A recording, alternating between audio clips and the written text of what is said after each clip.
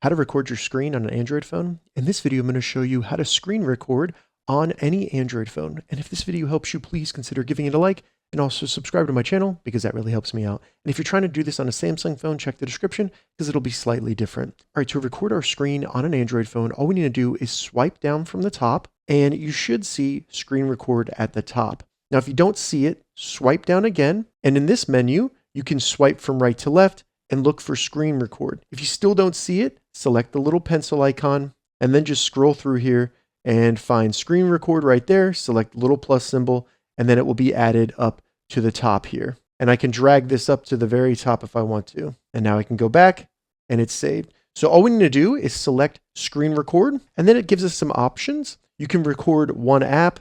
You can also record the entire screen. So this is everything on your screen. If you want to, you can include audio in your screen recording by toggling this on, and then we can configure the source of the audio.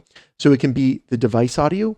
Maybe if you're playing a game, it'll record the sounds of that game. You can do your microphone, or you can do both device audio and microphone.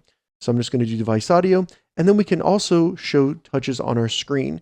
So I do that with my tutorials, but you may not want to have that where it actually shows where you were pressing, things like that. So once you're ready, select record screen. It'll then start counting down in the top left. And once you see it red right there, it is now recording the screen on my Android phone. So all this is being recorded. Whenever I'm done and I want to stop the screen recording, just tap the little red icon at the top and then I choose stop recording. It'll then save it where if I swipe down, I can see the screen recording right there and open it up and I can watch it or share it, anything I want to do. If this video helped you, give it a thumbs up and please consider subscribing to my channel.